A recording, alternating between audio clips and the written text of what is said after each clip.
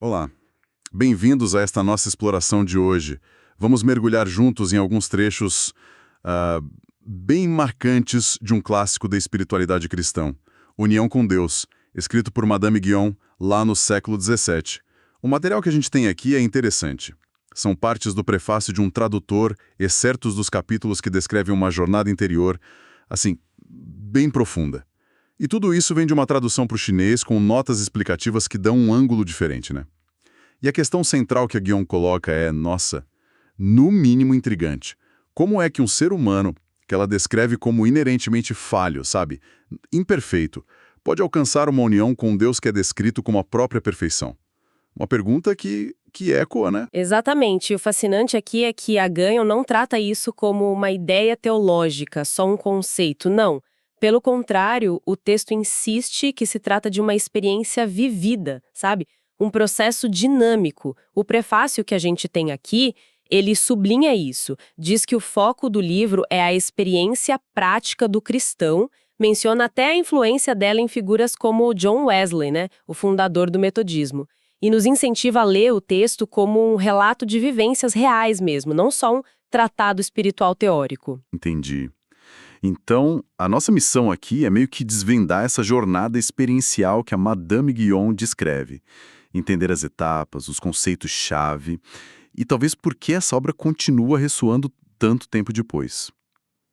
Prontos para começar essa investigação? Bom, o ponto de partida que o texto aponta é algo conhecido, o Renascimento. Mas logo de cara fica claro que ela vai muito além da ideia de simplesmente parar de cometer pecados, né? Ela fala de um movimento diferente, um voltar-se para dentro. Sim, sim. O Renascimento é só o comecinho da história, a porta de entrada. A transformação completa, segundo a Guion, exige esse movimento de desviar o foco do mundo exterior, das circunstâncias, até das próprias ações, e voltar-se para o centro do ser. É nesse espaço interior, nesse centro, que Deus passaria a residir de forma mais consciente, mais ativa. A ideia é encontrar Deus dentro de si, não só fora ou acima ou em todas as coisas. E ela usa uma analogia interessante para isso, né? Aquela da força magnética, como se Deus tivesse um ímã que atrai a alma irresistivelmente para esse centro interior. Isso mesmo. É uma imagem poderosa. Ela compara essa atração à gravidade, que puxa uma pedra para baixo, ou à água, que sempre busca um nível mais baixo, o centro. E o ponto crucial aqui é que essa atração, esse movimento para dentro, não dependeria primeiro do esforço humano, da nossa força de vontade para sermos bons. Ah, isso é um ponto importante. Quer dizer, não é sobre se esforçar mais para alcançar Deus. Tipo, fazer mais coisas. Então, não nesse sentido tradicional de acumular méritos ou aperfeiçoar a conduta por esforço próprio, sabe? O texto enfatiza que o esforço humano se limita a duas coisas. Primeiro, retirar-se das distrações externas e internas, como se fosse abrir espaço.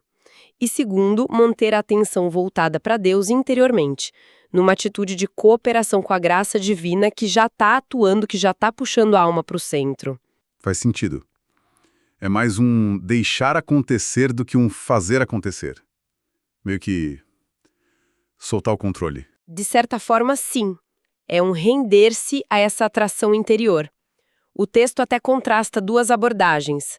Uma seria baseada puramente no conhecimento intelectual, no estudo, que a Guion sugere que pode até aumentar o saber sobre Deus, mas não necessariamente levar a essa união íntima transformadora.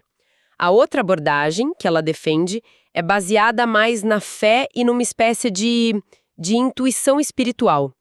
Essa segunda via pode parecer menos segura, né? Menos controlável pela mente, mas levaria a um progresso mais genuíno nessa jornada interior. E essa jornada não é um caminho linear, só de bem-estar crescente, pelo que eu entendi.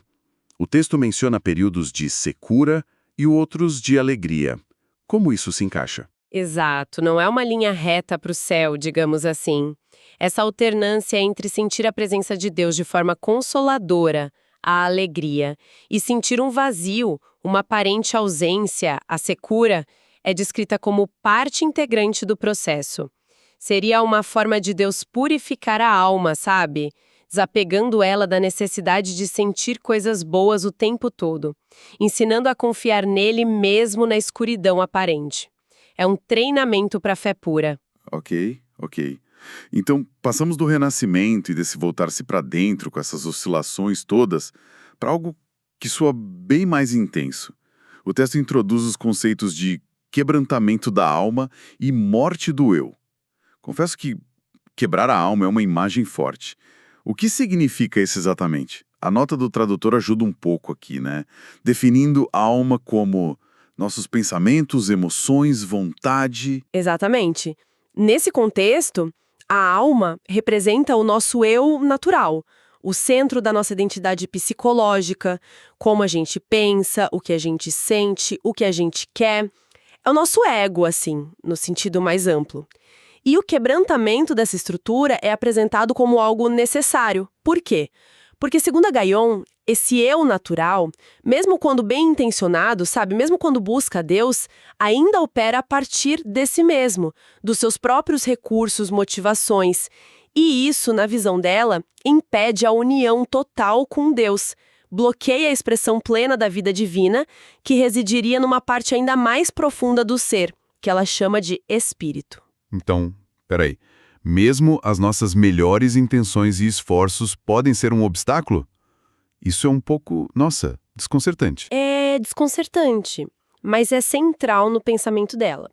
O eu precisa ser quebrado, ou seja, perder sua autoconfiança, sua centralidade, para que algo maior possa tomar o lugar dele. E o texto deixa claro, esse é um processo frequentemente doloroso. Pode envolver passar por dificuldades externas, mas principalmente internas. Uma característica marcante dessa fase é a pessoa redescobrir fraquezas, falhas, que ela achava que já tinha superado, há muito tempo. Peraí. Essa redescoberta de fraquezas acontece justamente quando a pessoa está avançando espiritualmente e o esforço próprio diminui? Isso parece o oposto do que a gente esperaria. A gente não devia ficar mais forte? Parece contraintuitivo, né? Totalmente. Mas a lógica apresentada é a seguinte: à medida que a presença e a força de Deus aumentam no indivíduo, paradoxalmente, a força do eu natural diminui. Isso inclui a capacidade desse eu de resistir ao pecado ou de manter uma fachada de virtude por conta própria. Então a pessoa pode se sentir mais fraca, mais vulnerável, justamente porque está começando a depender menos de si mesma e mais de Deus. Entendi. É como tirar as rodinhas da bicicleta. No começo, a sensação é de maior instabilidade, de risco, né? Ótima analogia, é isso mesmo. E o texto alerta que esse é um ponto perigoso se a pessoa ainda tenta confiar na sua própria força, na sua virtude. A tentação é voltar atrás, tentar retomar o controle. Mas a solução proposta pela Guion é radicalmente diferente. É confiar totalmente em Deus para realizar essa purificação interior profunda. A melhoria exterior, a conduta, seria uma consequência dessa obra interior, entende? Não a causa dela. E essa obra se dá através do que ela chama de cruzes, dificuldades, sofrimentos que são designadas por Deus, específicas para cada um. Não são aquelas que a pessoa escolheria para si mesma como forma de penitência ou autodisciplina. Essa ideia das cruzes designadas por Deus e não as que a gente escolhe é poderosa. Tira o controle das nossas mãos de novo. E, depois desse quebrantamento, o caminho parece ficar ainda mais árduo. O texto fala em privação e morte. Perder dons, virtudes, se sentir impotente, vazio, até mesmo perder a sensação da presença de Deus. Isso soa como um deserto espiritual muito, muito profundo. É descrito exatamente assim, um processo de despojamento progressivo, de perda radical. Primeiro, o desapego das coisas externas, materiais. Depois, o desapego das próprias experiências espirituais, as alegrias, os consolos, os dons que talvez a pessoa tivesse antes. E, finalmente, o desapego de si mesmo, do próprio eu, culminando na morte da vontade própria. Essa privação total é vista como a condição necessária para que a morte do eu seja completa. Morrer para si mesmo. E o texto usa até uma analogia meio chocante aqui, não usa? Algo sobre Deus usar a natureza carnal ressuscitada como um antídoto contra o orgulho espiritual da alma. Como assim? Sim, é uma passagem que exige atenção. A ideia parece ser que, nessa fase de despojamento, quando o eu espiritualizado, aquela alma que se sentia virtuosa ou avançada, está sendo quebrantado, podem ressurgir tentações ou fraquezas mais básicas, sabe? Ligadas à natureza carnal que a pessoa julgava superadas. Segundo a Gaion, Deus permitiria isso não para fazer a pessoa cair, mas para humilhar ainda mais o orgulho sutil da alma, que poderia se sentir superior por suas conquistas espirituais. É como usar um veneno, a fraqueza carnal percebida, para combater outro veneno mais perigoso, o orgulho espiritual. É uma dinâmica complexa e, sem dúvida, difícil de atravessar. Uau! Realmente um caminho que desafia nossa lógica comum de progresso. Mas essa morte não é o fim do jogo. Felizmente, o texto fala em ressurreição. Como acontece essa virada? Depois de tanta perda, o que ressuscita? Exato. A morte não é o destino final, mas a passagem necessária. A morte do eu autocentrado e da vontade própria abre o espaço para uma nova vida, uma ressurreição em Deus. A alma, que foi morta para seus próprios interesses, sua própria força, é agora descrita como sendo como que absorvida por Deus, unindo-se intimamente a Ele. Nesse processo, ela é transformada à imagem divina. O texto até cita a experiência do apóstolo Paulo em Gálatas, quando ele diz que aprovou a Deus revelar seu Filho em mim. Não é só conhecer sobre Cristo, mas ter a vida dele manifesta interiormente. E o que acontece com as nossas faculdades, pensar, sentir, querer, que formavam a alma que foi quebrada? Elas desaparecem? Viram um vazio? Não, elas não são aniquiladas. Isso é importante. Elas são, na verdade, revivificadas, mas agora operam a partir de uma nova fonte. Em vez de funcionarem a partir do eu limitado, autocentrado, elas passam a operar a partir de Deus, em harmonia com a vontade e a natureza divinas. O pensamento, a emoção, a vontade continuam existindo, mas são agora instrumentos da vida de Deus na pessoa. Entendi.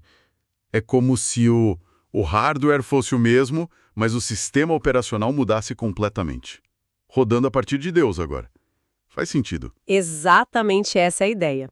Uma transformação na raiz do ser. E o que vem depois dessa ressurreição da alma? O próximo estágio descrito é um estado de absoluta quietude. Isso significa ficar passivo, sem fazer nada?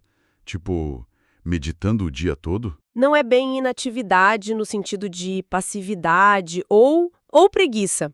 Essa quietude descrita pela Guion é mais um estado de receptividade contínua e sem esforço a Deus. A oração deixa de ser um ato separado, feito em momentos específicos, e se torna uma presença constante, uma comunhão silenciosa em Deus que permeia todas as atividades. O foco muda radicalmente, sabe? O objetivo não é mais buscar experiências, nem mesmo desfrutar de Deus como um objeto de prazer espiritual. O objetivo agora é perder-se nele, entregar-se completamente à sua vontade e presença. E como essa quietude se diferencia daquela secura ou vazio que a pessoa sentia na fase da morte? Porque ambas parecem quietas, né? Ótima pergunta. O texto faz essa distinção. A oração na fase da morte é descrita como quieta, sim, mas muitas vezes sentida como vazia, árida, desoladora. Já a oração na fase da ressurreição, embora também quieta e sem esforço, é descrita como plena, cheia da presença de Deus, ainda que de uma forma sutil, não necessariamente emocional. É uma quietude ungida, como diz o texto. E um ponto interessante que surge aqui. A Gaion sugere que as pessoas que chegam a esse estágio avançado podem, de alguma forma, sofrer pelos outros, tornando-se canais da graça e da intercessão divina de uma maneira muito profunda. Sofrer pelos outros. Uau! Isso adiciona outra camada de profundidade a essa união. E, finalmente, a última etapa que o texto descreve é vestir-se de Deus. O que essa imagem significa? Na prática, como seria isso? Vestir-se de Deus parece ser a culminação dessa união. Significa uma vida que está completamente permeada pela vida de Deus, onde a separação entre o divino e o humano se torna quase indistinguível na experiência da pessoa. A união com Deus não é mais um evento ou um estado a ser buscado, mas a própria atmosfera em que a pessoa vive, respira, se move. Como um peixe dentro do mar, sabe? Ela vive em Deus, mesmo nas tarefas mais comuns e triviais do dia a dia. Então não é um estado de êxtase permanente, isolado do mundo. Não é ficar flutuando. Pelo contrário, o texto sugere que a pessoa se torna extremamente simples, prática, focada apenas em perceber e fazer a vontade de Deus a cada momento. E aqui tem um paradoxo interessante. Essa vida simples e focada na vontade divina flui, paradoxalmente, de uma fonte interior de sofrimento. Mas é um sofrimento, agora compreendido não como punição ou negatividade, mas como uma participação na própria vida e sofrimento de Cristo por amor ao mundo. A alegria e a paz coexistem com essa corrente subterrânea de sofrimento vicário. E a vontade da pessoa que passou pela morte? O que acontece com ela nessa fase final? Ela se une tão naturalmente à vontade de Deus que a pessoa mal consegue distingui-las. Não há mais luta interior entre o eu quero e o Deus quer. A vontade da pessoa se torna um reflexo espontâneo da vontade divina. E segundo o texto, indivíduos que chegam a esse ponto podem se tornar instrumentos poderosos nas mãos de Deus para ajudar outros que estão na mesma jornada espiritual, guiando-os com sabedoria e compaixão nascidas da própria experiência. Recapitulando, então. Percorremos uma trajetória espiritual intensa, né? Delineada por Madame Guyon. Começa com o renascimento e o fundamental voltar-se para dentro, experimentando essa atração magnética de Deus. Depois, atravessa etapas difíceis, até dolorosas, o quebrantamento da alma, a perda da autoconfiança, seguida pela privação e a profunda morte do eu, especialmente da vontade própria. Mas isso abre caminho para a ressurreição em Deus, uma nova vida operando a partir dele. Isso leva a um estado de absoluta quietude, uma comunhão constante, plena, e culmina no vestir-se de Deus, onde a vida diária é vivida numa união, quase indistinguível com a vontade divina. Uma transformação radical, de fato, apresentada não como teoria, mas como algo profundamente experiencial. A força desses textos é essa afirmação ousada, que essa união profunda com Deus, embora passe necessariamente por fases de sofrimento, despojamento, perda do controle do ego, ela não termina aí. Ela culmina numa vida vivida em Deus, uma vida onde, segundo a experiência da Guyon, até tarefas mais triviais, os momentos mais comuns, são permeados por uma alegria serena, indescritível e por um alinhamento constante com o propósito divino. Essa possibilidade de uma transformação tão radical na própria natureza da nossa existência, onde o divino e o humano se entrelaçam no cotidiano, certamente nos deixa com muito que refletir sobre as profundezas do caminho espiritual.